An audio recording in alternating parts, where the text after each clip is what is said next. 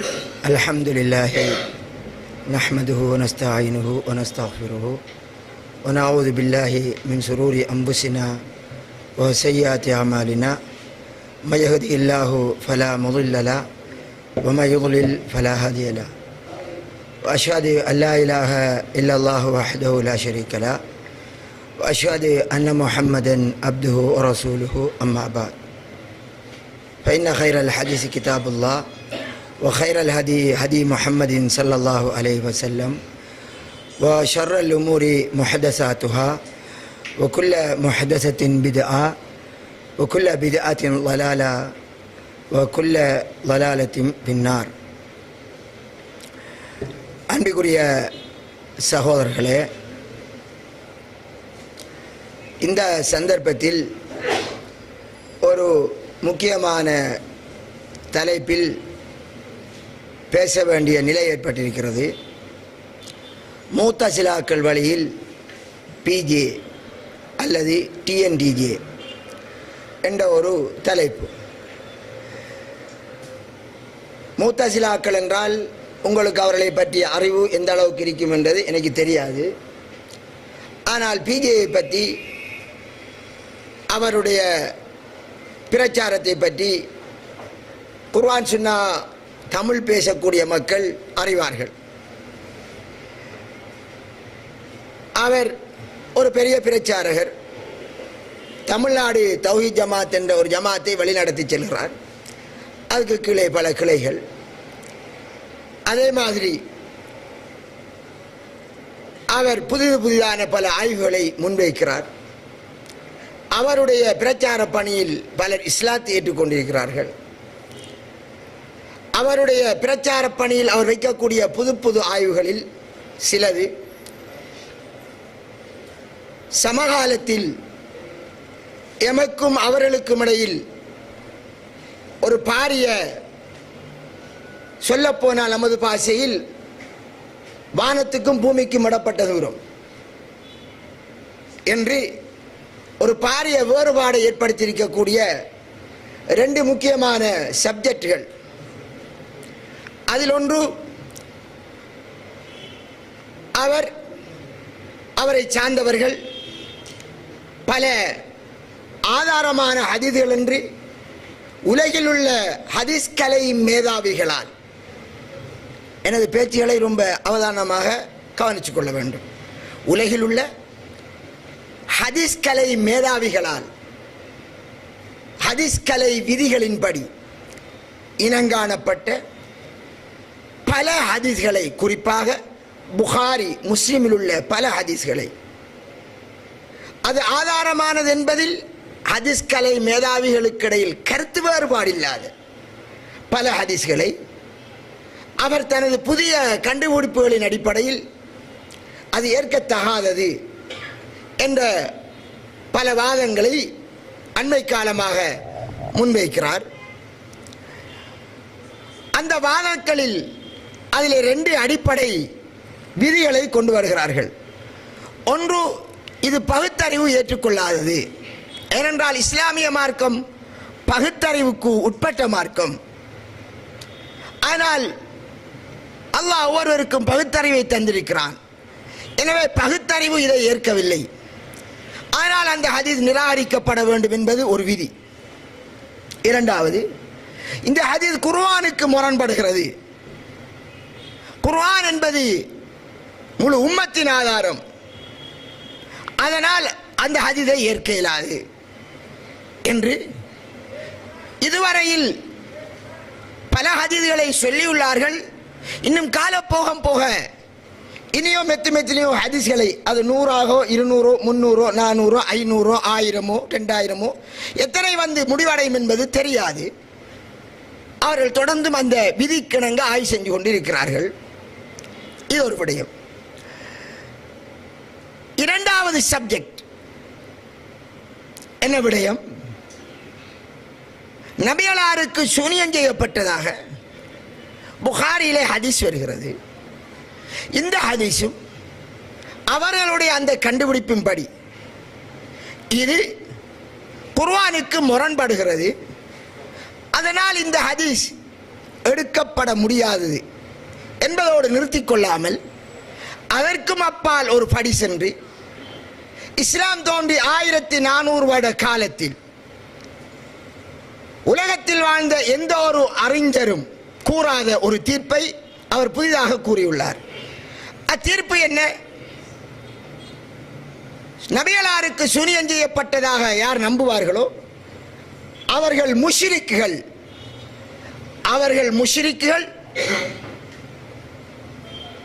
அவர்களுக்கு பின்னால் தொழ முடியாது. இது அவர்களுடைய தீர்ப்பு. இதனை அவர்கள் கூறுகின்ற போது குர்ஆனுக்கு முரண்பட்டால் ஹதீஸை நிராகரிப்பது என்பது இது நாங்களாக புதிதாக சொன்ன விதி அல்ல. எங்களுக்கு முந்தி வாழ்ந்து எத்தனையோ பெரிய பெரிய இமாம்கள் எல்லாரும் இதே விதியை கடைபிடித்திருக்கிறார்கள், பெரும் ஹதீஸ் கலை மேதாவிகள் என்று அவர்கள் ஒரு பெரிய ஒரு லிஸ்டை கொண்டு வருகிறார்கள். அந்த லிஸ்டை அவர்கள் முதல் ஒரு லிஸ்ட் சொன்னார்கள். அதை அவர்களின் முக்கிய பிரச்சாரகரும் அதாவது பிஜேயின் மாணவருமான அப்பாஸ் அலி அவர் ஒரு ஏடாக அந்த புத்தகத்திலே வெளியிட்டார்கள். இன்ன இமாம்கள் எல்லாரும் இதனை விதியை சொல்லியிருக்கிறார்கள் என்று வெளியிட்டார்கள். அதிலே அவர்கள் சொன்ன 10 பேர் என்றால் அதில் 2 பேரை தவிர மற்ற எவரும் அந்த விதியை சொல்லவில்லை. அவ்வாறு சொன்னதாக சொல்லப்பட்ட செய்தி அது தில்லுமுள்ளு செய்த செய்திகள்.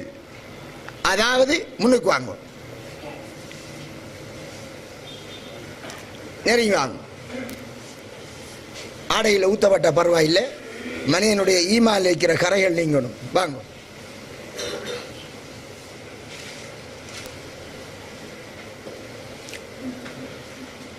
எனவே அவர்கள் சொன்ன இமாம்கள் என்று யாரையெல்லாம் சொன்னார்களோ, இமாம் ஷாபியை சொன்னார்கள், இன்னும் எத்தனை இமாம்களை சொன்னார்கள். அதை அந்த இமாம்கள் அவ்வாறு சொல்லவில்லை. அவர்கள் சொன்னது வேறு.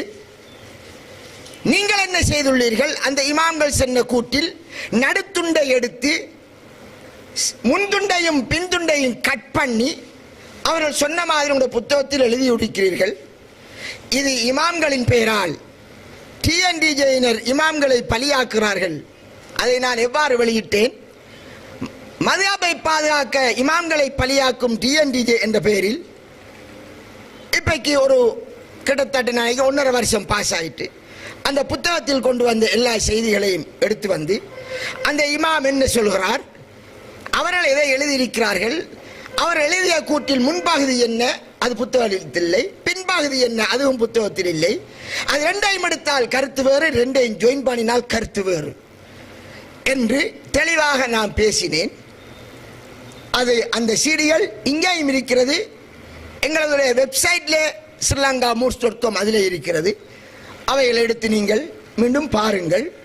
மீண்டும் அதை ரிப்பீட் பண்ண நேரம் இல்லை, இங்கேயும் பேசப்பட்டிருக்கிறது. சரி, இந்த வேளையில் அவர்கள் சொன்னார்களே 2, நான் சொன்னேன் 2 பேர் சொல்லியிருக்கிறார்கள் அந்த விதியை என்று. அந்த 2 பேரும் அவர்கள் சொன்னபடி ஹதீஸ் கலை இமாம்கள் அல்ல என்பதை நாம் சுட்டிக்காட்டியிருந்தோம். அதை இப்போது அவர்கள் ஒத்துக்கொண்டார்கள். அதிலே ஒருவர் யார்? அவர்கள் பெரிய ஹதீஸ் கலை இமாம்கள் என்றுதான் தலைப்பு போட்டு அவரை கொண்டு வந்தார்கள். முஹம்மத் பின் அப்துல்லா. அவர் ஒரிஜினல் ஷியா, மிகப்பெரிய பிரச்சாரகர், மாபெரிய சூபித்துவவாதி. அவர் சொன்னதை இமாம்கள் பேரிலே கொண்டு வந்தார்கள். அதற்கு இப்போது காரணம் என்ன சொல்கிறார்கள்? அதை நாங்கள் இமாம்கள் என்ற அடிப்படையில் கொண்டு வரவில்லை, இவரும் சொல்லி இருக்கிறார் என்றதற்காகத்தான் நாங்கள் கொண்டு வந்தோம் என்று திருப்பி ஒரு தில்லுமுள்ளு வார்த்தை பாவித்தார்கள். நாம் அப்போது அதை சுட்டிக்காட்டி, நீங்கள் புத்தகத்தில் எவ்வாறு எழுதியிருக்கிறீர்கள், இங்கே என்ன கூறுகிறீர்கள்?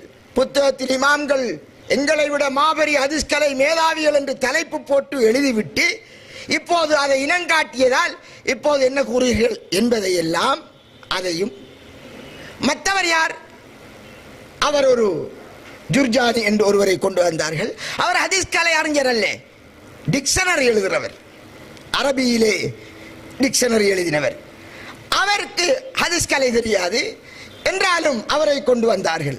அவர்கள் சரியான அகீதாவில் உள்ளவர்கள் அல்ல என்பதை சுட்டிக்காட்டினோம். அவற்றை சுட்டிக்காட்டி அவர்கள் அதிலே திருப்பி பதில் சொல்லும் போது இன்னும் பல இமாம்களை நம்முடைய பேச்சுக்கு அவர்கள் பதில் சொல்லி ஹதீஸில் விளையாடுபவர்கள் என்று ஒரு சீடி வெளியிட்டிருக்கிறார்கள். சகோதரர் இஸ்மாயில் சலபிக்கு அதிலே பல பதில்கள், நமக்கு சில பதில்கள். அதிலே அவர்கள் மீண்டும் செய்த தில்லுமுள்ளு என்ன என்று வெளிச்சத்துக்கு வந்து விட்டது டிஎன்டிஜேயின் தில்லுமுள்ளு என்று அழகாக பார்த்தால் உங்களுக்கு விளங்கும்.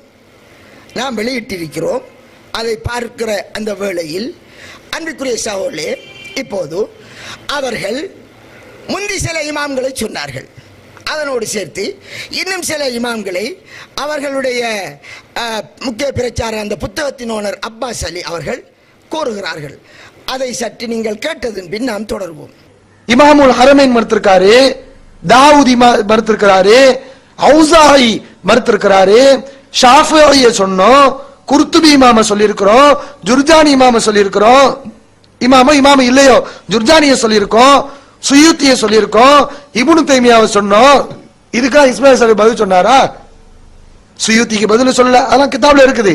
ஜுர்ஜானியுடைய கிதாப்ல இருக்குது, சுயூத்தி இதை இங்க குறிப்பிட்டு இருக்கிறோம். அதே மாதிரி இப்னு தைமியா சொல்லியிருக்கிறோம். குறைஞ்சபட்சம் இப்னு தைமியாவுக்காக பதில் சொல்லியிருக்க வேண்டாம். அவரை பேரை சொல்லி தானே வசூல் பண்ணிட்டு இருக்கிறீங்க. அந்த கடமைக்காக இப்னு தைமியாவுக்கு பதில் சொல்லியிருக்க வேண்டாம். அதுக்கும் சொல்லல. இப்னு தைமியாவுடைய குற்றங்க பதிவு பண்ணி இருக்கிறோம். அது மாதிரி தஹபி இமாம் அறிவிப்பாளத்தோட சரியா இருக்குது, கருத்து சரியில்லைன்னு சொல்லி அப்படி பல ஐச மறுத்திருக்காரு. தஹபி இமாமுடைய வழிமுறையை போட்டோம். அபூபக்கர் இஸ்மாயிலி மறுத்திருக்கிறாரு, ஃபஹ்ருத்தீன் ராசி மறுத்திருக்கிறாரு, யஹ்யா இப்னு மயின் மறுத்திருக்கிறாரு. இதெல்லாம் இங்க பட்டியல் போட்டிருக்கிறோம். இப்னு அப்துல் பர் மறுத்திருக்கிறார், அபு இசாக் ஷீராசி மறுத்திருக்கிறார், ஹத்தீபுல் பக்தாதி குர்ஆனுக்கு முரண்பட்டா ஏத்துக்க கூடாதுன்னு சொல்லியிருக்காரு, இப்னு ஜமா சொல்லியிருக்காரு, சர்ஹசி சொல்லியிருக்காரு, அபூபக்கர் ஜஸ்ஸா சொல்லியிருக்கிறாரு. இது போக பல அறிஞர்கள் குர்ஆனுக்கு முரண்பட்டா புகாரில் இருந்தாலும் ஏற்றுக்கொள்ள கூடாது என்று சொல்லியிருக்கிறார்கள் என்ற பட்டியலை நாங்கள் உங்களுக்கு இப்போது தந்திருக்கிறோம். இதை நீங்க மதிக்கக்கூடிய ஆட்கள் நிறைய இருக்கிறாங்க, ஏராளமா இருக்கிறாங்க. மிகப்பெரிய இமாம் ஹாஃபில் என்று பட்டம் வாங்கியவர்கள் இருக்கிறார்கள். முகமது பின் அப்துல்லா பின் முஸ்ரா மாதிரி ஆட்களா? அப்ப இவங்களை எல்லாம் ஹவாரிஜ்னு சொல்லுவீங்களா? அப்ப என்ன விளங்குது? இவ்வளவு நல்ல அறிஞர்களுடைய வழிமுறைக்கு மாற்றமா இப்படிப்பட்ட ஒரு விதியே கிடையாது, இது ஹவாரிஜுடைய வழிமுறை என்று. அன்பிற்குரிய சகோதரர்களே, இப்போது ஒரு பெரிய ஒரு லிஸ்டை தந்தார்கள். இவர்கள் எல்லாம் இமாம்கள். அதை சொன்னது மட்டுமில்லாமல் அந்த இமாம்கள் எப்படிப்பட்டவர்கள், நாங்கள் முந்தி கொண்டு வந்த இந்த முகமது பின் அப்துல்லாவை போன்று ஷியா அல்ல, மிக பெரும் பெரும் இமாம்கள் எல்லாரும் மறுத்திருக்கிறார்கள் என்று அவர் கூறுகிறார். இதை சொல்லுகிற போது பொதுவாக பிஜே உண்மைதான் பேசுவார் என்று நம்பியிருக்கக்கூடிய மக்கள், அல்ல டிஎன்டிஜே உலமாக்கள் சொன்னால் அவர்கள் பெரிய இமாம்களாத்தான் இருப்பார்கள் என்று நம்பியிருக்கக்கூடிய மக்கள் என்ன நினைப்பார்கள்? இவர்கள் எல்லாம் உண்மையிலே பெரிய இமாம்கள் என்று நினைப்பார்கள். ஏனென்றால் அவர்களுடைய கூற்றை அவர்கள் ஒவ்வொன்றாக கூறுகிற போது அந்த இமாம்களை பற்றியும் இவர் எப்படிப்பட்டவர் தெரியுமா என்று அவர்கள் சொல்வதை நீங்கள் பின்னர் கேட்கலாம். அன்பிற்குரிய சகோதரர்களே, இவர்கள் யார்? உண்மையிலே இவர்கள் அப்படித்தான் சொன்னார்களா என்று அவர்கள் சில ஹதீஸ்கலை இமாம்களை கொண்டு வந்தார்கள். இமாம் ஔசாஇ, இமாம் இப்னு மயின், இவர்கள் எல்லாம் சொல்லிக்கிறாண்டு கொண்டு வந்தார்கள். அங்கே பார்த்தால் அந்த இமாம் ஔசாஇ என்று வருவது ஒரு லைவான செய்தி. அதை நான் பேசியிருக்கிறேன், இந்த வெளிச்சத்துக்கு வந்து விட்டது டிஎன்டிஜேயில். இமாம் இப்னு மயின் சொன்னார் என்றால் அது சப்ஜெக்டே அவர்களுக்கு எதிரானது. அது இமாம் சொல்லவில்லை, இப்னு அப்துல் பர் சொன்னாரு.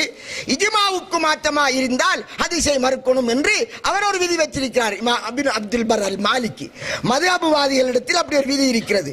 ஒரு ஹதீஸ் இஜ்மாவுக்கு மாத்தமா வந்தால் மறுக்க வேண்டும் என்று. அந்த அடிப்படையில் ஒரு செய்தியை அவர் மறுக்கிறார். யார்?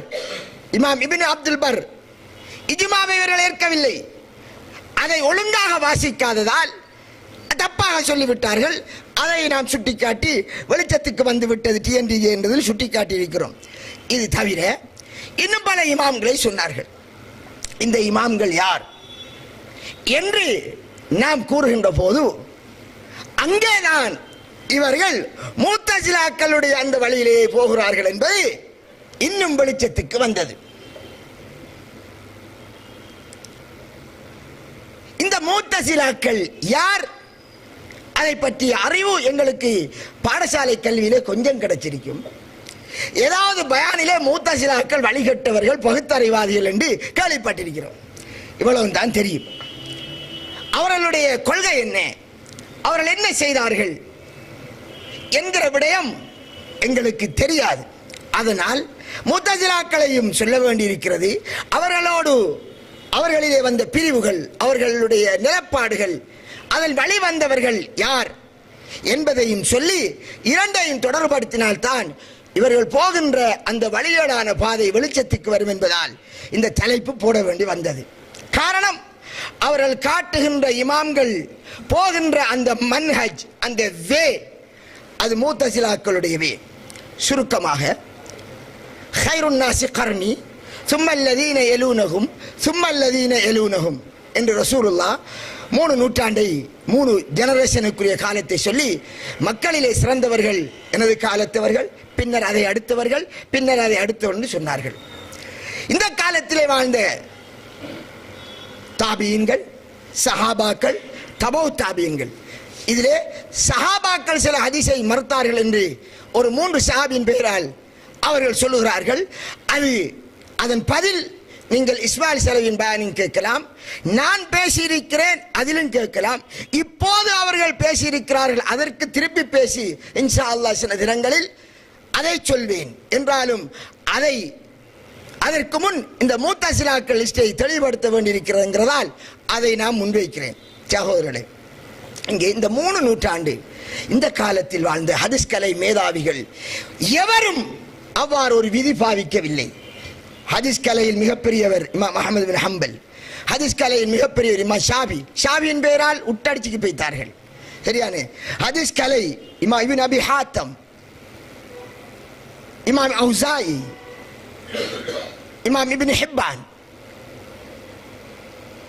இமாம் மற்ற ஏனைய ஹதீஸ் கிதாபுகளினவர்கள், முஸ்லிம் இமாம் மற்ற ஹதீஸ் கிதாபுகளினவர்கள், இவர்கள் சொன்ன யஹ்யா பின் மயின், ஜரஹ் வ தஅதீலுடைய இமாம் யஹ்யா பின் ஸைத் அல் கத்தான், இமாம் புகாரி உஸ்தாத் அலி பின் மதீனி, இமாம் புகாரி உஸ்தாத் இமாம் அப்துர் ரஹ்மான் இப்னு மஹ்தி, இப்படி ஹதீஸ் கலைக்கென்றே தங்களுடைய காலத்தை அர்ப்பணித்து நபிமொழியை வடிச்செடுத்த எந்த இமாமும் அவ்வாறு சொல்லவில்லை.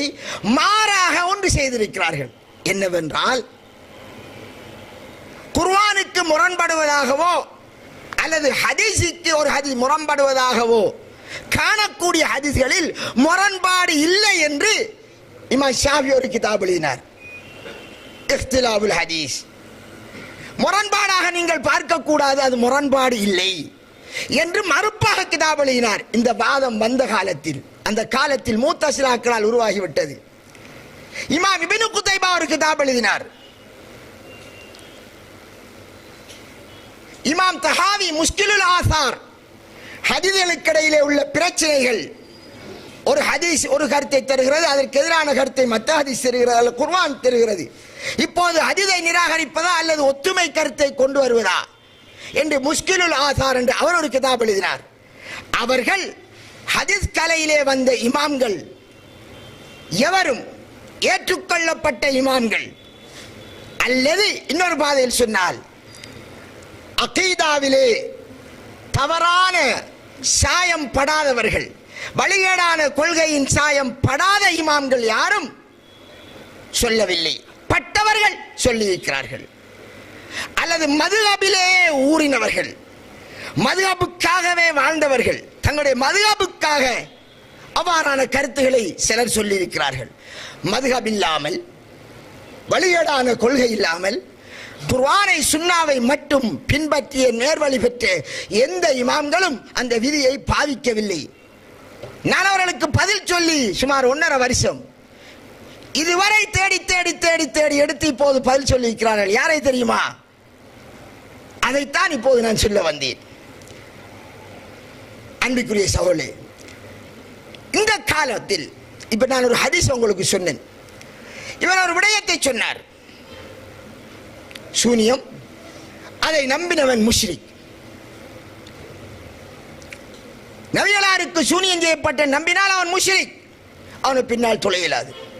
இந்த ஃபத்வாவை எடுப்போம். இடையில 1ஆம் நூற்றாண்டில் அந்த ஃபத்வா இல்லை, 2ஆம் நூற்றாண்டில் இல்லை, 3ஆம் நூற்றாண்டில் யாரும் இல்லை, 4ஆம் நூற்றாண்டில் இல்லை, இந்த 14 நூற்றாண்டிலும் அப்படி யாரும் ஒரு ஃபத்வா சொல்லல. இப்ப இவர் சொல்லியிருக்கார். ரசூலுல்லாஹ்வுடைய ஒரு ஹதீஸை கொண்டெடுப்போம். என்ன ஹதீஸ்? லா தஸாலு தாயிபத்து மின் உம்மத்தி லாஹிரீன அலல் ஹக். என் உம்மத்திலே ஒரு சாரார் கியாம நாள் வரையும் ஹக்கின் மீது வெளிப்பட்டவர்களாக இருப்பார்கள். அண்டர் கிரவுண்டில் அல்ல, ஹக்கின் மீது நிலைத்தவர்களாக இருப்பார்கள் கியாம நாள் வரையும். இப்போது நபிகளார் எதற்காக வந்தார்கள்? தௌஹீதை நிலைநாட்ட, ஷிர்க்கை விளங்கப்படுத்த. அப்படி என்றால் கட்டாயம் அவர் சொல்லியிருக்க வேண்டிய விடயம் எது? எது ஷிர்க்கோ அதை தெளிவுபடுத்தியிருக்க வேண்டும். எது தௌஹீதுக்கு எதிரான அதை தெளிவுபடுத்தியிருக்க வேண்டும். இவர்கள் என்ன கூறுகிறார்கள்? 1400 வருடமாக வாழ்ந்த முன்வந்த இமாம்களுக்கு அது தெரியவில்லை, நாங்கள் புதிதாக அதை கண்டுபிடித்திருக்கிறோம். அப்படி என்றால் ரசூலுல்லாஹ்வுடைய அந்த ஹதீஸ், கியாம நாள் வரை ஒரு சாரார் உண்மையின் மீது இருந்து கொண்டிருப்பார், சரியான உண்மையான கொள்கையின் மீது. உங்களுடைய ஹதீஸின், உங்களுடைய தீர்ப்பின்படி இது காலவாரம் வாழ்ந்த அந்த 14 நூற்றாண்டு வரை வாழ்ந்த அனைத்து இமாம்களும் எதிலே இருந்திருக்கிறார்கள்? ஷிர்கிலே இருந்திருக்கிறார்கள், முஷ்ரிக்குகளாக. முஷ்ரிக் போகின்ற இடம் என்ன? நரகலோகம். எங்களுக்கு பின்னால் தொழமாட்டார்கள், நாங்கள் முஷ்ரிக்குகள், காவிர்கள். எங்களுக்குரிய தண்டனை என்ன? ஒரு முஷ்ரிக்கா இருந்தால் அவனுக்குரிய தண்டனை என்ன? காலிதீன ஃபீஹா, நரகத்திலே நிரந்தரமாக இருப்பான். அதற்கு என்ன பதில் சொல்றார்கள்? அந்த இமாம்களுக்கு அது புலப்படவில்லை, தெரியாததால் அவர்கள் அந்த கொள்கையில் இருந்தார்கள், அவர்களுக்கு குற்றம் இல்லை. நாங்கள் இப்போது தெரியப்படுத்தி அவர்கள் மறுத்தால் குற்றவாளிகள். அப்படி என்றால் அணுவை ஆராய்ச்சி செஞ்சு கண்டுபிடிச்சி அதுல நியூட்டன், புரோத்திரன், அது இதென்று சொல்லி மூலகங்களை கண்டுபிடிக்கிற மாதிரி, அப்படி 1400 வருடத்துக்கு பிறகு கண்டுபிடிச்செடுக்கக்கூடிய ஒரு ரகசியமான விடயம் ஆக நபிகளார் இந்த ஷிர்க்கை விட்டு விட்டு சென்றார்கள் என்றால், நபிகளார் 1400 வருடத்தில் உள்ள மக்கள் அனைவரையும் எதிலே விட்டு போயிருக்கிறார்கள்? ஷிர்க்கை தெளிவுபடுத்தாமல் போயிருக்கிறார்கள் என்று நபிகளாரின் மீது குறை கூற வேண்டி வரும். பாரதூரத்தை யோசித்தார்களோ இல்லையோ தெரியாது. அன்றைக்குரிய சகோதரர்களே, அப்படி என்றால் இன்று கபர் வணங்குகிறார்களே ஒரு சாரார், அவர்கள் இது இணை வைத்து என்று தெரிஞ்சா செய்கிறார்கள். இன்று சிறுக்கு செய்யக்கூடிய சமுதாயங்கள் எல்லோரும் நாங்கள் இறைவனுக்கு இடை வைக்கிறோம் என்று செய்கிறார்களா, அல்லது இணை இல்லை இதில் கருத்து வேற என்று செய்கிறார்களா? அவர்கள் யாரும் இணை என்று நினைத்து செய்யவில்லை, அல்லாஹ்விற்கு இணை இல்லை என்று கலிமா சொல்லிவிட்டு அதை வேறு விதமாக விளங்கி இருக்கிறார்கள். அவர்களுக்கு தீர்ப்பு கொடுக்கிறார்கள், முஷ்ரிக்குகள் தொலை இயலாது, இவர்கள் வழிகேடு நரகத்திலே போகிறார்கள் என்று. இங்க இமாம்கள் அறியாமல் செய்தால் அவர்கள் மீது குற்றம் இல்லை. இமாம்கள் மீது, இந்த 1400 காலம் வாழ்ந்த இமாம்கள் மீது குற்றம் இல்லை, அவர்கள் தப்பில்லை என்றால் இவர்களும் தப்பில்லை. யாருமே ஷிர்க் செய்தால் அவர்கள் யாரையும் குற்றவாளிகள் என்று கூற முடியாது. சகோதரர்களே, எனவே இங்க சொல்லப்பட்ட விடயம் ரசூலுல்லாஹ்வினுடைய அந்த ஹதீஸ், கியாம நாள் வரையும் ஒரு சாரார் ஹக்கின் மீது இருப்பார்கள் என்றால் அந்த ஹக்கு என்பது தௌஹீதை விளங்காமல் இருப்பது ஹக்கா இருக்குமா? ஷிர்க்கினுடைய எந்த அசூசியும் படாமல் தான் அவர்கள் ஹக்கிலே இருப்பார்கள். இல்லை, ஷிர்க் எதை ரசூலுல்லாஹ் சொன்னார்களோ அதை விளங்காமல் இருந்தால் அவர்கள் ஹக்கில் விடுவார்களா? அவர்கள் ஹக் என்றால் உலகத்தில் உள்ள அனைத்து முஸ்லிம்களும் இன்று எதில் இருக்கிறார்கள்? ஹக்கு என்று சொல்ல வேண்டும்.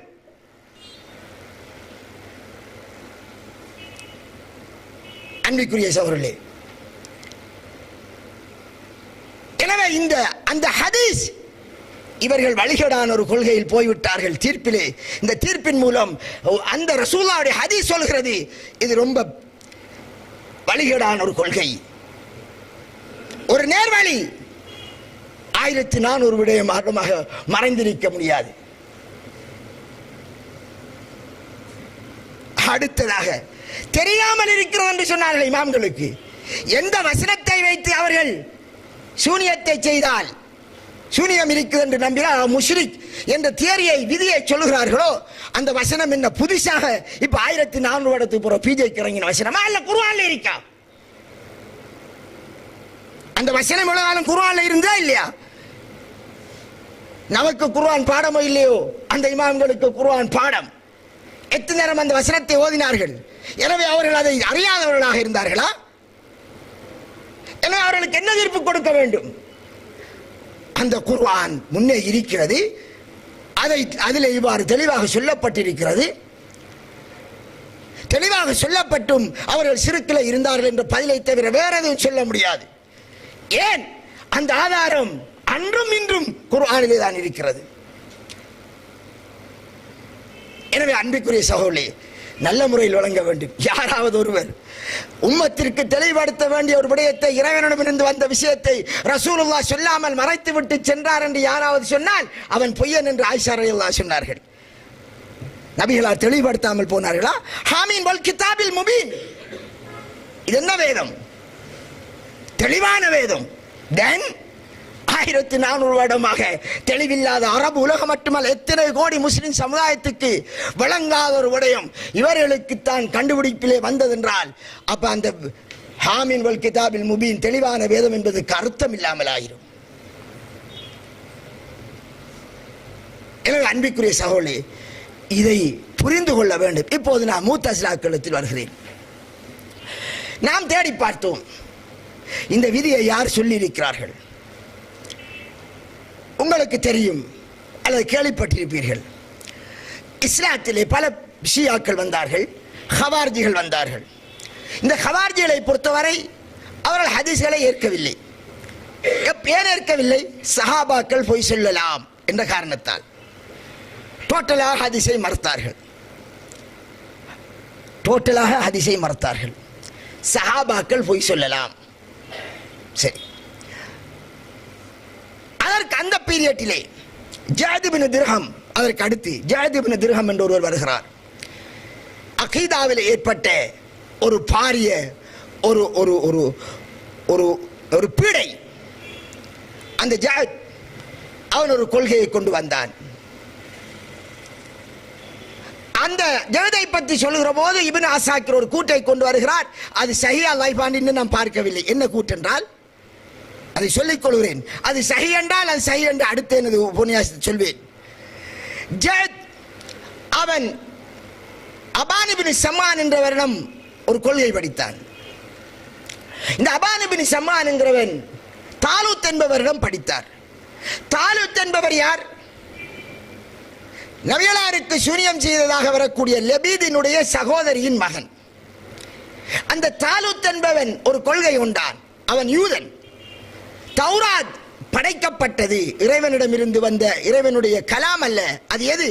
அதுவும் ஒரு படைப்பினம் என்ற ஒரு கொள்கையை அவன் சொல்லிக் கொண்டிருந்தான் என்று ஒரு அறிவிப்பாளர் வரிசை சொல்கிறார்கள்.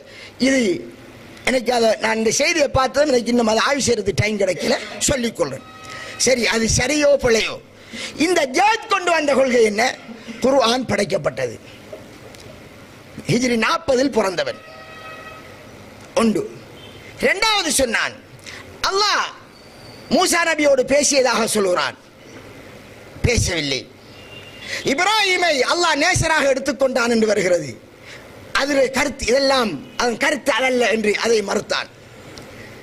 அதனால் அன்றிருந்த கவர்னர் அவன் முர்த்தத்தாகி விட்டான். அடிப்படையில் ஹஜ் பெருநாள் தினத்திலே ஒரு அறிவிப்பு செய்தார். மக்களே, குர்பான் கொடுங்கள், நான் இன்று ஜஅதை குர்பான் கொடுக்க போகிறேன் என்று அவருடைய ஹுத்பா முடிந்ததும் அவனை அந்த சபை மக்கள் மன்றத்திலே அறுத்து விட்டார்கள்.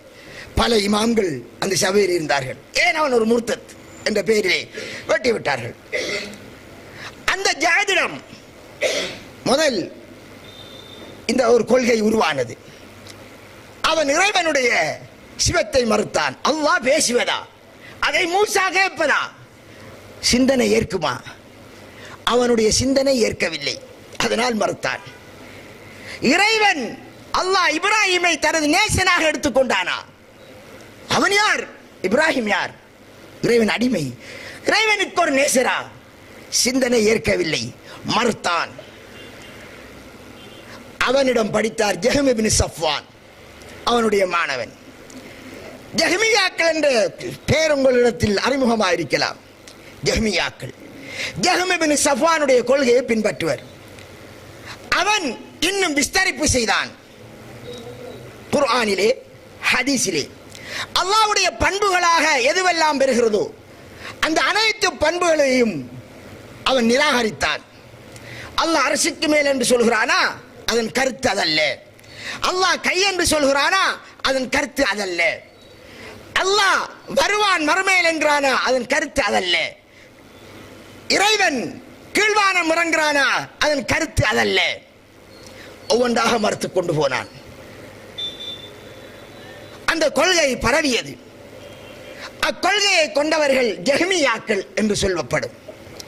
இன்று உலகத்திலே முஸ்லிம் சமுதாயத்திலே யாரெல்லாம் அல்லாஹ்வின் கை என்றால் அது இறைவனுடைய குதரத் என்று கருத்து கொடுப்பார்களோ, அல்லாஹ்வின் கண்ணென்றால் பார்வைதான் அது கண்ணல்ல என்று சொல்வார்களோ, அல்லாஹ் அரசின் மேல் என்றால் அவன் ஆதிக்கம் செலுத்துறான் என்கிற கருத்தை அன்றி வேறில்லை என்று சொல்வார்களோ, இந்த கருத்தை கொண்டவர்கள் அரபியில் இருந்தாலும் அஜமியில் இருந்தாலும் ஜஹ்மியாக்கள். இவன் ஒழித்து விட்டான். காரணம், அங்கிருந்த உலமாக்கள், ஆட்சியாளர் உட்பட எல்லோரும் அதற்கு எதிராக இருந்தார்கள். அவனும் கொல்லப்பட்டான், பிடிக்கப்பட்டு. இந்த வேளையில் அந்த ஜகம் அவனுடைய சிந்தனை பரவி போகின்ற போது இங்கே ஒரு சாரார், ஹசன் பஸ்ரி ரஹ்மஹுல்லாஹ், அவருடைய பிரதானமான 2 மாணவர்கள், அதிலே ஒருவர் அம்ர் பின் உபைத், ஜஹமுடைய மாணவன், ஜஹமுக்கு மாணவன். இன்னொருவர் ஹசன் பஸ்ரி ரஹ்மஹுல்லாஹ்வுடைய மாணவன் வாசில். ஹசன் பஸ்ரி ரஹ்மஹுல்லாஹ்விலே அவர்களுடைய சபையிலே ஒரு தாபிஈன், ஹதீஸ் கலை அறிஞர், அவருடைய சபையிலே ஒரு மசாலா பிரச்சனை வந்தது. ஒரு இங்கே மூமின் என்று இருக்கிறார்கள், காபிர் என்று இருக்கிறார்கள். இதற்கிடையில் சில முஸ்லிம்கள் பாவம் செய்கிறார்கள். இவரை முஸ்லிமிலே சேர்ப்பதா, மூமினிலே சேர்ப்பதா, காபிரிலே சேர்ப்பதா? நாங்கள் என்ன சொல்வோம்? ஒரு முஸ்லிம் பாவம் செய்கிறான் என்போம். ஆனால் அவன் சொன்னான், இல்லை, இரண்டுக்கும் இடையில் இன்னொன்று இருக்கிறது. அல் மன்சிலத்து பைனல் மன்சிலத்தைன். அந்த இடத்தில் இருந்து ஹசன் பஸ்ரி ரஹ்மத்துல்லாஹி விட்டும் வெளியேற்றப்படுகிறார்கள். அவர்கள் மூலமாக அந்த வரலாற்றிலே அரபியிலே ஹசன் பஸ்ரி ரஹ்மத்துல்லாஹி அவர்கள் வெளியேற்றினார்கள். அதற்கு அவர்கள் பாவித்த வார்த்தை இஅ்தஸிலா, நீங்கள் ஒதுங்கி போய்விடுங்கள் என்று. எனவே ஒதுங்குகின்றவனுக்கு அரபியில் சொல்வது முஅ்தஸில். அவ்விரண்டு பேரும் சேர்ந்து ஒரு கொள்கை வளர்த்தார்கள். என்னது? அது வளர்ந்தது. பகுத்தறிவுக்கு மார்க்கத்தில் உள்ள விடயங்கள் சரியாக விளங்க வேண்டும். இறைவன் தந்த பகுத்தறிவால் ஏற்க முடியாத எதுவும் மார்க்கமாக ஆகாது. அது வளர்ந்தது. அந்த கொள்கைக்கு பல பரிணாமங்கள். இந்த அம்ர் பின் உபைத் ஜஹம் பின் சஃப்வானோடு ஜஃப்வானிடம் இருந்து வந்தவன். ஆனால் ஜஹ்மியாக்கள் என்கிற கொள்கை அந்த முஅ்தஸிலா கொள்கையில் சேருகிறது. அல்லாஹ் அரசிலே என்றால் எங்களுடைய சிந்தனை ஏற்கிறதா? கற்பனை பண்ணி பார்க்கிறார்கள், அதை ஏற்றுக்கொள்ள முடியாது. எனவே அதை ஏற்க இயலாது. சிந்தனைக்கு சரிபட வேண்டும். அதுதான் மார்க்கம். வளர்கிறது. இந்த வேளையில் அபுல் ஹுதைல் என்று அவருக்கு அடுத்து வருகிறார் ஒருவர். இவர்கள் ஒவ்வொருவரும் தர்க்கிப்பதில் ஆற்றல் பெற்றவர்கள், ரொம்ப ரொம்ப ஆற்றல் பெற்றவர்கள். எந்த அளவுக்கு என்றால் அபூ ஹுதைலுடைய வரலாறு எடுத்து பாருங்கள். அவரிடம் யார் விவாதிக்க சென்றாலும் தோத்திடுவார். அதனால் பல ஆயிரம் பேர் அவரிடத்தில் இஸ்லாத்துக்கு வந்தார்கள், யூதர்கள், கிறிஸ்தியர்கள். அந்த அளவுக்கு பகுத்தறிவு ரீதியாக விளக்கம் கொடுப்பார். இன்றைக்கு பிஜே இடத்தில் இஸ்லாத்துக்கு வருவான்னு சொல்கிறார்களே, பிஜேயை விட அபுல் ஹுதைல் அறிவாளி. எல்லாமே பகுத்தறிவு ரீதியாக சொல்வார். ரொம்ப டேலண்டானவர். இந்த அபுல் ஹுதைலுடைய ஒரு மாணவனாக வந்தார் அபு அலி அல் ஜுபாய். இவர் அந்த கொள்கையை ரொம்ப வலுப்படுத்தினார். முத்தசிலா கொள்கை. அவர்கள் என்ன செய்தார்கள்? அவருடைய கொள்கையிலே விதியை மறுத்தார்கள். அவருடைய முதலாவது அவருடைய கொள்கையில் முக்கியமான அம்சங்கள் என்ன? விதியை மறுத்தார்கள். அல்லாஹ் அநியாயம் செய்யாதவன், அதனால் வல் கத்ரி கைரிஹி வ ஷர்ரிஹி மினல்லாஹி தஆலா என்று சொல்வோம். நல்லதும் கெட்டதும் இறைவனுடைய விதியின்படி நடக்கிறது என்று சொன்னார்கள். கெட்டது இறைவனுடைய விதியின்படி இல்லை. ஒருவன் கெடுதியை செய்வதற்கு முன் இறைவனுக்கு அது தெரியாது இவன் கெடுதியை செய்வான் என்றார்கள். அப்படி சொன்னால் அதன் மறுகருத்து இறைவனுக்கு மறைவான ஞானம் இல்லை, நாளை நடப்பதை அறிவான் என்கிற ஞானம் இல்லை. நல்லது மட்டும்தான் இறைவனுடைய விதியின்படி நடக்கிறது. காரணம், அல்லாஹ் நல்லதையே விரும்புவான் என்பதற்கு சார்பாக வந்த குர்ஆன் வசனங்களை எடுத்தார்கள். இப்போது ஹதீஸ்கள் முரண்படுகிறது. விதியோடு சம்பந்தப்பட்ட நிறைய ஹதீஸ்கள், அது எல்லாம் பொய்யான ஹதீஸ், ஆதாரமற்ற ஹதீஸ், வன்வேடிலே தூக்கி எறிஞ்சார்கள். குர்ஆனுக்கு முரண்படுகிற அள்ளியறி. சஹாபி தவறு விட்டிருக்கலாம், தாபீன்கள் தபௌத்தா வந்தவர்கள் சொல்லியிருக்கலாம். குர்ஆனுக்கு முரண்படாத வரையலாது. ஏன்? குர்ஆன் பகுத்தறிவுக்கு உரிய மார்க்கம். பகுத்தறிவு குர்ஆனில் சொல்லப்படக்கூடிய ஒன்றை சரியானவில்லை என்றால் அது இறைவன் மனிதனை மனித சக்திக்கு அப்பால் இறைவன் அவன் மீது சுமத்தாட்டுகிறான். எனவே குர்ஆனில் ஒரு விடயம் வந்தால் எங்களுடைய சிந்தனை ஏற்க வேண்டும்.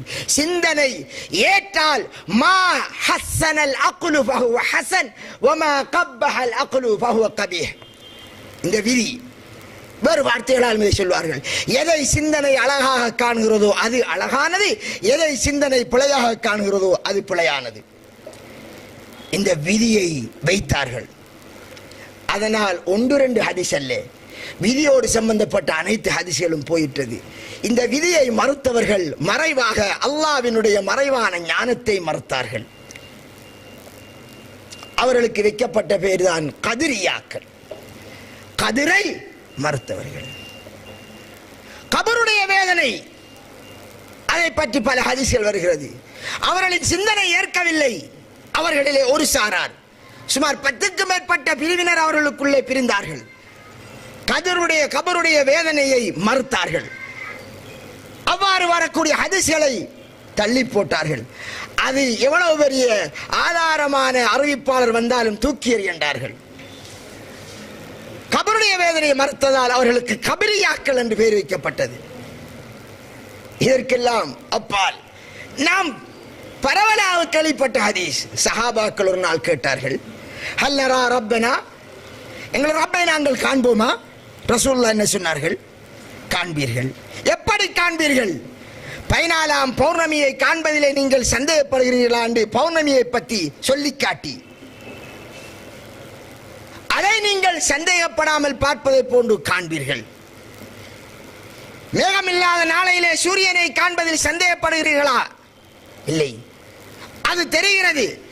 அல்லாஹ்வை அது மாதிரி காண்பீர்கள் என்றெல்லாம் ரசூலுல்லாஹ் உதாரணம் கூறிய ஹதீஸ் இருக்கிறதே. அவர்கள் அந்த ஹதீஸ் குர்ஆனுக்கு மோதுகின்றார்கள். எங்கே மோதுகிறது? மூசா அலைஹிஸ்ஸலாம் அல்லாஹ்வை பார்க்க விரும்பினார். அல்லாஹ் சொன்னான், லன் தரானி, என்னை நீ காணவே முடியாது என்றான். அதனால் மறுமையில் அல்லாஹ்வை காண முடியும் என்றால் இந்த வசனம் புலச்சிடும், தூக்கி எறி. அறிந்தார்கள் இறைவனை மறுமையில் அல்லாஹ்வின் நல்லடியார்கள் பார்ப்பார் என்ற ஹதீஸ்கள் தூக்கி எறியப்பட்டது. இப்படி ஒன்றல்ல ரெண்டல்ல அதிகமான ஹதீஸ்கள் தூக்கி எறியப்பட்டது. அன்று ஜெத் எந்த வாதம் வைத்தான குர்ஆன் படைக்கப்பட்டது என்று அந்த வாதத்தை இமாம் அஹ்மத் ரஹ்மத்துல்லாஹி காலத்திலே இருந்த அபுல் ஹுதைல், அவனுடைய மிக முக்கியமான மாணவன், நான் சொன்னேனே பெரிய தர்க்கவாதி, அஹ்மத் பின் அபி துவாத் என்று நினைக்கிறேன், அன்றிருந்த ஹலிஃபா மாமூன் அவரிடத்தில் எடுத்து காட்டினார். ஹலிஃபா மாமூனுக்கு அவரை ரொம்ப பிடிச்சது, அவருடைய வாதத்திறமை பிடித்தது. அதனால் தன்னோடு சேர்த்துக் கொண்டார். அந்த அகமதை வசீராக, மினிஸ்டராக ஆக்கினார், ஆலோசக மினிஸ்டர் ஆக்கினார். அவன் தனது கருத்துக்களை சொல்லி கலிஃபா மாமூனை மூத்தசிலாக ஆக்கிவிட்டார். அதனால் நடந்தது என்ன? அன்றிருந்த முஸ்லிம் சாம்ராஜ்யம் அனைத்தை மூத்தசிலாக்களாக மாற்றுவதற்கு அவன் கட்டளையிட்டான். குர்ஆன் படைக்கப்பட்டது என்று யாரெல்லாம் சொல்லவில்லையோ அவர்கள் எல்லாரையும் கொல்லுவதற்கு கட்டளையிட்டான். முதலாவது எல்லா இடங்களுக்கும் செய்தி அனுப்பினான். என்ன செய்தி? குர்ஆன் படைக்கப்பட்டது, அதை ஏற்றுக்கொள்ள வேண்டும். ஏற்காத இமாம்கள், அறிஞர்கள், அவர்களுக்கு கவர்மெண்டில் இருந்து போகக்கூடிய செலவெல்லாம் துண்டியுங்கள், அதை முதல் ஓன் பண்ணுங்கள். அதை ஏற்றுக்கொண்டால் விடுங்கள், இல்லையா துண்டியுங்கள். கடைசியாக அது நெடிய வரலாறு. ஏற்றுக்கொள்ளாதவர்களை பக்தாதிலே இமாம் அஹ்மத் ரஹ்மத்துல்லாஹி இருந்தார். இமாம் அஹ்மத் ரஹ்மத்துல்லாஹி ஏற்றுக்கொள்ளவில்லை, அச்சுறுத்தினார்கள், உயிருக்கு ஆபத்து. மாமூன் சொன்னான், ஏற்றுக்காதவர்கள் எல்லாம் வரவை டமஸ்கஸ்க்கு என்னை அழைத்து வையுங்கள் என்றார்கள். அரசன் கொல்லுவதற்கு தயாராகிறான், வாளை உருவிக்கொண்டிருக்கிறான். இமாம் அஹ்மத் ரஹ்மத்துல்லாஹ் பக்தாதிலே இருந்த கவர்னர்களால் சிறைப்பிடிக்கப்பட்டார். அவரோடு இன்னும் சிலர்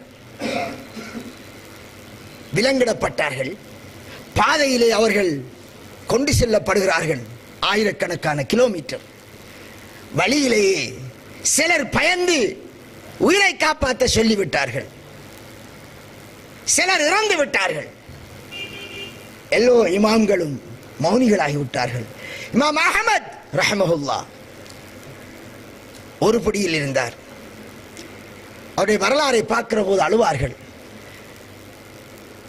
அவரை அழைத்து செல்கின்ற போது வழியிலே ஒருவர் குரோஸ் பண்ணுகிறார், அவருக்கு தெரிந்தவர். அவர் சொல்லுகிறார், சுருக்கமாக சொல்கிறேன், நீ உயிருக்கு பயந்து ஏற்றுக்கொண்டால் உன் பின்னே சமூகம் மாறிவிடும், அந்த கொள்கைக்கு போயிடுவார்கள். இல்லை, நீ உயிரை விட்டால் உனக்கு ஷஹாதத் கிடைக்கும். உயிருக்கு பயந்து அவனுடைய கொள்கைக்கு நாம் போனால் அதற்கு அப்பாலும் அந்த உயிர் போகத்தான் போகிறது, உயிர் போயே தீரும். இமாம் அஹ்மத் ரஹ்மத்துல்லாஹ் அரசன் கொல்ல காத்திருக்கிறான் என்ற செய்தி இடையிலே வருகிறது. அவர் முடங்காலே நின்றார், வானத்தின் பக்கம் பார்வை வைத்தினார். யா அல்லாஹ், உன்னுடைய வேதம் இது படைக்கப்பட்ட, உன்னுடைய கலாம் படைக்கப்பட்டதாக, படைக்கப்படாததாக அது இருந்தால் அவனுக்கு நீ போதுமாகிவிடு. போய் சேருவதற்கு செய்து தருகிறது. எந்த நோயும் இல்லாமல் திடீரென கலிஃபா மாமூன் இறந்தார். இமாம் அஹ்மத் ரஹ்மத்துல்லாஹ் அங்கே கொண்டு செல்லப்பட்டார். அவருக்கு அடுத்து மூத்தசிம் வந்தான், அவரின் சகோதரன். ஆனால் அந்த சபையிலே அந்த பழைய மினிஸ்டர் இருந்தார். ஏழிலே இருக்கக்கூடிய இமாம் அஹ்மத் ரஹ்மத்துல்லாஹ்வை மீண்டும் அவன் அந்த அஹ்மத் என்று சொன்னேனே, ஒன்று இமாம், இன்னொன்று சபையில் இருக்கிற அஹ்மத், மீண்டும் சபைக்கு இழுக்கிறான். குர்ஆனை, நீ குர்ஆன் படைக்கப்பட்ட கொள்கையை ஏற்கிறாயா? அவர் இமாம் அஹ்மத் கேட்டார், அல்லாஹ்வின் அறிவு படைக்கப்பட்டதா இல்லையா? இதுக்கு பதில் சொல். ஏன்? குர்ஆன் என்பது இறைவனுடைய அறிவிலிருந்து வருகிறது. அல்லாஹ்வின் அறிவு படைக்கப்பட்டது என்று சொன்னால் அதை கேட்கிற போது அவர் வாய் மூடுகிறார்.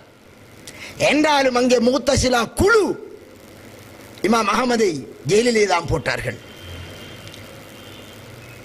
அடிக்கப்பட்டார், சித்திரவதை செய்யப்பட்டார், மயக்கத்துக்கு ஆளாக்கப்பட்டார், ரொம்ப வேதனை செய்யப்பட்டார்கள். அவரோடு கூட இருந்த ஒரே ஒருவர் இருந்தார், அவரும் இறந்து விட்டார். அந்த ஹலிஃபா மூத்தசிம் இறந்து விட்டார். அதுக்கு பிறகு வாசிக் வருகிறான். மூணாவது நபர் 30 மாசம் சுமார் 2.5 வருஷம் ஜெயிலிலே போட்டு சித்திரைவதைப்படுத்தப்பட்டார்கள்.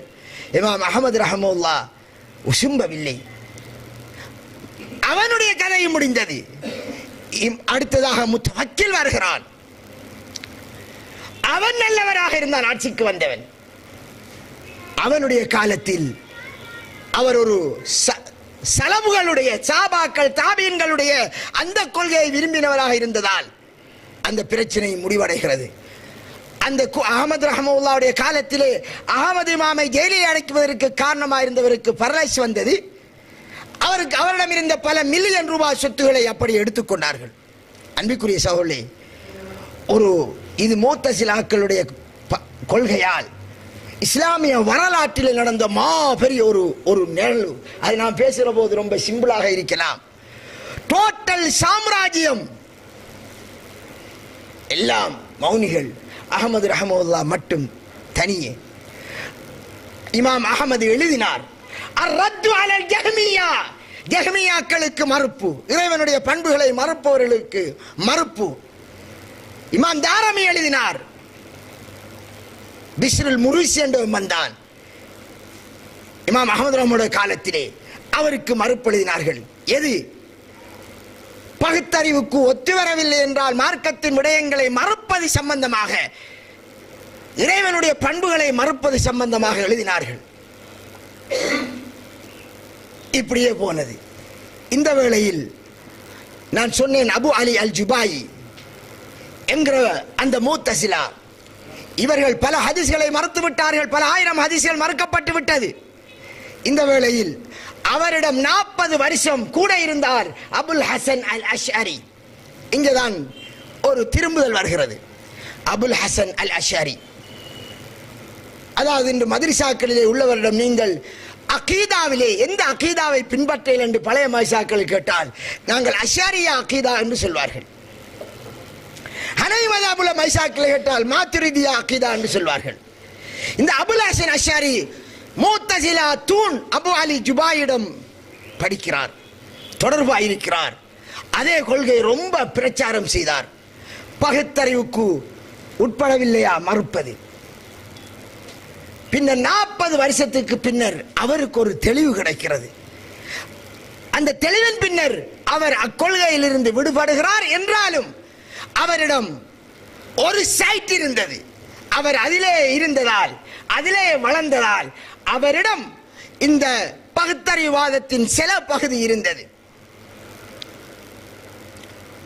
அதை சுருக்கமாக சொன்னால், முத்தஸிலாக்களுக்கு பகுத்தறிவு 1ஆம் நம்பர், குர்ஆன் சுன்னாவிற்கு முதல் பகுத்தறிவு. அதனால் தான் அவர்களுடைய புத்தகங்கள் எழுதும் போது ஒரு ஹதீஸை மறுப்பதற்கு முதலாவது விதி, பகுத்தறிவுக்கு மாற்றமாக வந்தால் ஹதீஸை நிராகரிக்க வேண்டும் என்றார்கள். அஷ்அரியாக்களிலே வந்தவர்கள் குர்ஆனும் சுன்னாவும் அதை ஹதீஸ், அதை பகுத்தறிவும் ஏற்க வேண்டும் என்று 3ஆவதாக கொண்டு வந்தார்கள். இந்த அஷ்அரியா கொள்கையிலே அந்த அபுல் ஹசன் அஷ்அரி ரஹ்மத்துல்லாஹ் அவர் பிற்காலத்தில் தௌபா செஞ்சார் என்று வருகிறது. ஆனால் அல்லாஹ் அவர்களுக்கு அருள் செய்ய வேண்டும் என்று பிரார்த்திக்கிறேன். என்றாலும் அவருடைய கொள்கையில் சில ஆங்காங்கே பிழைகள் இருந்தது. அதை இப்னு தைமியா ரஹ்மத்துல்லாஹ் அவருடைய கிதாபிலே தெளிவாக சுட்டிக்காட்டுகிறார். அவருடைய மாணவர்கள் அவரிடமிருந்து நிறைய படித்தார்கள். அவர்களுடைய மாணவர்களை எடுத்தால், அவருடைய மாணவர்களை எடுத்தால், அதன் பின்னணியில் வந்தவர்களை எடுத்தால், அதே முத்தஸிலாக்கள் சொன்ன அதே கொள்கையை பாவிக்கிறார்கள். இப்போது நான் சொன்னேனே ஒரு லிஸ்ட், யார் சொன்ன லிஸ்ட்? யார்? அப்பாஸ் அலி அவர்கள் பேசுகிறார்கள். அதை வைங்க. அப்பாஸ் அலி அவர்கள் பேசுகிறார்கள். பாக்கிலானி சொன்னார். பாக்கிலானி யார்? அவர் பெரிய அறிஞர். ஃபஹ்ருத்தீன் ராசி சொன்னார். அவரை தெரியுமா? அவருக்கு பின் 300 இமாம்கள் 300 பேர் போவார்கள். இமாமுல் ஹரமைன் சொன்னார். யார் யார் என்று சொல்ல வருகிறேன், சொல்லி இருக்கிறேன். அவர் என்ன சொல்கிறார் என்பதை கேளுங்கள்.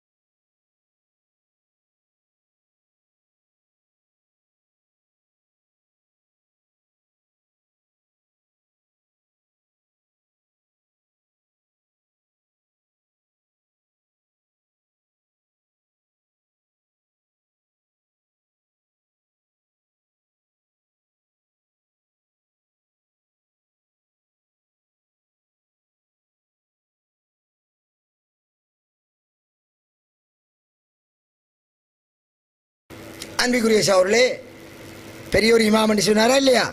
அவர் பின்னால் 300 மாணவர்கள் போனாங்கண்டு சொல்லாரா? அப்ப நீங்க என்ன நினைப்பீர்கள்? உண்மையிலே பெரிய ஒரு இமாம் என்று. இந்த 300 மாணவர் போறதால பெரிய இமாம் என்றால் இந்த தரிகாவுடைய ஷேகுமார்களுக்கு பின்னால் எத்தனை பேர் போறாங்க? 1000 கணக்கில் போறாங்க. தஜ்ஜாலுக்கு பின்னால் எத்தனை யூதர்கள் போவார்கள்?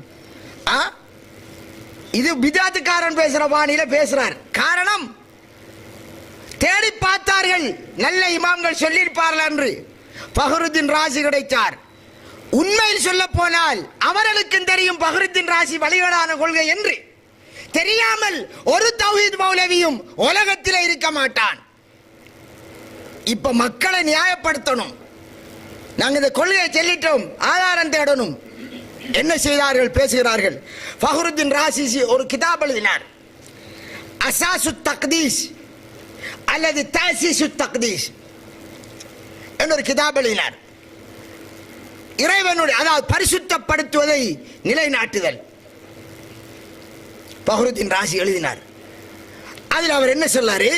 அவர் விதி சொல்லாரு, ஹதீஸ்கள் அம்ம தமஸ்ஸுக்கு பி ஹபரில் வாஹித் ஃபி மாரிஃபத்தில்லாஹி தஆலா வ கைரு ஜாயிஸ். ஒருவர், ஒரு நபர் என்றால் ஒரு சஹாபி அறிவிக்கிறார் ஒரு ஹதீஸை, இறைவனை பற்றியுள்ள பண்புகளோடு சம்பந்தப்பட்ட ஹதீஸை அறிவித்தால் அந்த ஹதீஸ் அதை எடுக்கலாது, அது அனுமதி இல்லை. அப்ப இறைவனோட சிவத்திகளோட ஒரு சஹாபி அறிவித்த ஹதீஸ்கள் வந்தால் எடுக்க இயலாது. ஏன் தெரியுமா? அந்த ஹதீஸ்கள் எல்லாம் சொல்லியும் இருக்கலாம், சொல்லாமலும் இருக்கலாம் என்ற ஒரு விதிக்கு உட்பட்டது. எனவே அதை எடுக்க இயலாது என்று அவர் சொல்லுகிறார். அந்த கிதாபை பத்தி இப்னு தைமியா ரஹ்மத்துல்லாஹி பத்தி நான் சொல்லணுமா? சொல்ல தேவையில்லை. 7ஆம் நூற்றாண்டிலே இந்த முழு உம்மத் ஒரு சில நல்லவர்களை தவிர பித்அத்திலே, பகுத்தறி விவாதத்திலே மற்றுமுள்ள அனைத்து வழிகேடுகளில் மூழ்கி இருந்த அந்த காலம், குர்ஆன் சுன்னாவுக்கு நிலைநாட்டுவதற்காக போராடியவர், ஜெயிலிலே பல காலம் வாழ்க்கையை கழித்தவர். அவர் ஒரு கிதாப் எழுதினார். இந்த ஃபஹ்ருத்தீன் ராசிக்கும் முஅ்தஸிலாக்களுக்கும் அஷ்அரியா என்று இப்போது சொன்னேனே அவர்களுக்கும் மறுப்பாக ஒரு கிதாப் எழுதினார். அந்த கிதாப் என்னோட பேர் தெரியுமா? முவாஃபகத்து ஸரீஹில் மவ்கூல் லிஸ்ஸஹீஹில் மன்கூல். 9 வால்யூம். சரியான ஆதாரமான செய்திகளுக்கு, குர்ஆன் ஹதீஸுடைய செய்திகளுக்கு சரியான சிந்தனை நேர்படும். கிதாபுடைய பேரு. நேர்படவில்லையா எதிலே குழப்பம்? புத்தியில் குழப்பம் என்று ஒரு பெரிய கிதாப் எழுதினார். அந்த இமாம் அவரும் இந்த குர்ஆனுக்கு மாறுபட்டால் ஹதீஸை தூக்கி எறியணும் என்று சொல்லுகிறார் என்று சொல்லி கொண்டு வந்துட்டாங்க அவருடைய கிதாபில். நாம் அதுக்கு மறுப்பு சொல்லியிருக்கோம். அவருடைய பேச்சிலே சொன்னார், இஸ்மாயில் சலவி இதுக்கெல்லாம் பயிர் சொல்லல என்று. இஸ்மாயில் சலவி சொல்லல, நான் சொன்னதானே, உங்களுக்கு தெரியும் தானே. எத்தனை இமாம்களை கொண்டு வந்தீர்கள், அதுல 3 பேருக்கு நீங்க பயிர் சொல்ல, மற்றவங்களுக்கு 1.5 வருஷம் அத்தகையில் கிடைக்கலையா? கிடைக்காது. ஏன் சொல்லவில்லை? அது ஒரு பக்கம். ஃபஹ்ருத்தீன் ராசி அவர் எழுதின கிதாப். அவர் யார்? அந்த ஃபஹ்ருத்தீன் ராசி இவர் போழ்ந்து சொல்லார் அல்லவா? அவரை பற்றி அவர் எந்த இமாம் போழ்ந்து சொல்லார் என்று சொல்லாரோ அவர்கள் சொன்ன கூற்றையும் சொல்கிறேன். அவர் எழுதிய அந்த கிதாபுக்கு மறுப்பு இப்னு தைமியா ரஹ்மத்துல்லாஹி ஒரு பதில் எழுதினார். அந்த கிதாபுக்குரிய பெயர், மறுப்பு பெயர், பயானு தல்பீஸில் ஜஹ்மிய்யா ஃபீ தஸீஸ் பிதஅஹிம் அல் கலாமியா. அதாவது ஜஹ்மியாக்கள் அவர்களுடைய தர்க்க ரீதியான பித்அத்துகளை நிலைநாட்டுவதில் செய்கின்ற பித்தலாட்டங்களை வழங்கப்படுத்துதல் என்று ஃபஹ்ருத்தீன் ராசியை யார் என்று சொல்கிறார்? ஜஹ்மியா, அவன் ஒரு பித்அத்துக்காரன் என்று சொல்லி எழுதினார். அதிலே இமாம் இப்னு தைமியா ரஹ்மத்துல்லாஹி அவர்கள் கூறுகிறார்கள், அந்த கிதாபில் இருந்தது என்னவென்றால் அர்ரத்து அலா முஸ்பித் சிஃபாத், அல்லாஹ்வுடைய பண்புகளை தரிபடுத்துகிறார்கள். அல்லாஹ் கை இருக்கா என்று கேட்டால் நீங்க என்ன சொல்வீர்கள்? கை இருக்கு. அல்லாஹ் அரசுக்கு மேலே ஆண்டு கேட்டால் என்ன சொல்வீர்கள்? ஓம் என்று சொல்வீர். இவர்களுக்கு மறுப்பாக ஃபஹ்ருத்தீன் ராஸி கிதாப் எழுதினார். அல் காயிலீன பில் உல்வி அலல் அர்ஷ், அர்ஷுக்கு மேல் அல்லாஹ் இருக்கிறான் சொல்கிறார்களே, அவருக்கு மறுப்பாக ஃபஹ்ருத்தீன் ராஸி கிதாப் எழுதினார். அதற்கு இப்னு தைமியா மறுப்பு கொடுத்தார். அந்த ஜஹ்மியா கொள்கையில் இருந்தவரை, முத்தஸிலா கொள்கையில் வந்தவரை ஹதீஸை மறுக்க வேண்டும் யார் சொன்னது? முத்தஸிலாக்கள். அந்த கொள்கையில் வந்தவரை என்ன சொல்கிறார்? ஒரு பெரிய இமாம், அன்பிற்குரிய சகோதரர்களே, இவர் சொன்னாரே, பெரிய இமாம் என்றெல்லாம் சொல்வார்கள். பாருங்கள், இமாம் ஸஹபி ரஹ்மஹுல்லாஹ் ஒவ்வொருவரையும் ஆழ்ந்து அளந்து யார் என்னென்ன நிலையில் இருக்கிறார் என்பதை பற்றி சொல்லுகிற போது சொல்கிறார். என்ன கூறுகிறார் பாருங்கள். அல்லாமத்துல் கபீர் பெரிய அறிவாளி, அவர் பல கலை அறிந்தவர், பெரிய தஃசீர் என்றெல்லாம் சொல்லிவிட்டு 540 பிறந்தவர் என்று சொல்லிவிட்டு அவர் பின்னால் சொல்கிறார், நிறைய கிதாபுகள் எழுதினார். வகத் பதத் மின்ஹு ஃபீ தவாலிஃபிஹி, அவருடைய கிரந்தங்களினால் அவரிலே இருந்து வெளியிறங்கியது சமுதாயத்திற்கு. அந்த கிரந்தங்களை பற்றி முதல் என்ன சொல்கிறார்? வந்தஸர தவாலிஃபு ஃபில் பிலாதி ஷர்கன் வ கர்பன், அவர் எழுதிய புத்தகங்கள் கிழக்கிலேயும் மேற்கிலேயும் எல்லா திசையிலேயும் பரவிட்டு, எல்லோரும் அந்த கிதாப் பரவிட்டு அவர் எழுதிய கிரந்தங்கள். ஆனால் அதில் இருந்தது என்ன தெரியுமா? பலாயா, பலா என்று சொல்வார்கள். என்ன சொல்? பலாய், முசீபத், அதுகள் அலாயும் மிக பிரமாண்டமான முசீபத்துகள். சூனியம் என்றா சூனியம் எப்படி செய்கிறது, எப்படி எப்படி எல்லாம் இஸ்ம் கட்டலாம், எப்படி மந்திரிக்கலாம், அது ஒரு தொகை. சுன்னாவிற்கு விட்டும் பொன் ஹெராபாத், சுன்னாவுக்கு புறம்பான வழிகேடுகள். அல்லாஹ் அவரை மன்னிக்க வேண்டும். யார் சொன்னார்? இமாம் ஸஹபி. இமாம் ஸஹபி அவரை பெருசா சொன்னார் என்று சொல்லிட்டான். முன்துண்டை பார்த்தார்கள், பின்துண்டை பார்க்கவில்லை என்று கூறவில்லை. பின்துண்டு தெரியாதவர்களா டிஎன்டி ஜெயினர்? தெரியும். இதுக்குத்தான் சொல்வது ஹதீஸ் கலையிலே இருட்டடிப்பு, ததிலீஸ் என்பார்கள். ஹதீஸ் கலை இருக்கிறது, அதில் ததிலீஸ் என்று ஒன்று இருக்கிறது. உதாரணமாக, இவர் ஒரு செய்தியை சொல்லுகிறார் எனக்கு, இவர் பலகீனமானவர் என்று தெரியும். இவர் பலகீனமானவர் என்று தெரிஞ்சு அந்த ஹதீஸை நாம் மற்றவருக்கு சொன்னால் அதை என்ன செய்ய மாட்டார்கள்? ஏற்றுக்கொள்ள மாட்டார்கள். அதற்காக இவரோட பேர் அப்துல்லா என்று வைத்துக் கொள்வோம். அவருக்கு வீட்டோட பேர் அபு ஹம்மாத். அப்ப அப்துல்லா என்ற பேர் தான் எல்லோருக்கும் தெரியும். நான் என்ன சொல்வேன்? எனக்கு அபு ஹம்மாத் சொன்னார் என்று சொல்வேன். இந்த அபு ஹம்மாத் என்ற பெயரில் இன்னொருவர் இருப்பார், ஒரு நல்ல மனுஷன். மக்கள் நினைப்பார்கள் என்னவென்று? நல்ல மனுஷன் சொன்னால் நினைப்பார்கள். அப்ப அந்த செய்தி ஏற்கப்படும். இவ்வாறு அறிவிப்பவனாக நான் இருந்தால் எந்த ஹதீஸ் எதையும் ஏற்கக்கூடாது. இப்படி நான் விளைத்தானே, அந்த நல்லவரை நேரடியாக அந்த நல்லவரிடம் இருந்து கேட்டேன் என்று சொல்லாதவரை இதுக்குள்ள இருட்டடி கிரிப்பு என்பதால் நான் நல்லவராக இருந்தாலும் நம்பத்தன்மை உள்ளவர் இருந்தாலும் எனது செய்தியை ஏற்பதில்லை. ஏற்பதென்றால் சில விதிகள் இருக்கிறது. அன்பிற்குரிய சகோதரர்களே, இப்போது இவர்கள் என்ன செய்கிறார்கள்? அவர்களுக்கு தெரியும் இந்த ஃபஹ்ருத்தீன் ராஸி சரியான என்னது ஜஹ்மியா கொள்கையில் உள்ளவர், இழ்திசால் கொள்கையில் இருக்கிறவர், அவரிடம் அது நிறைந்திருக்கிற தெரியும். மக்களுக்கு எப்படி காட்டுகிறார்கள்? மிகப்பெரிய இமாம் அவர் சொன்னார். என்ன சொன்னார் பாருங்கள். அவர் புகாரியில் வரக்கூடிய ஹதீஸை மறுக்கிறார். என்ன ஹதீஸி?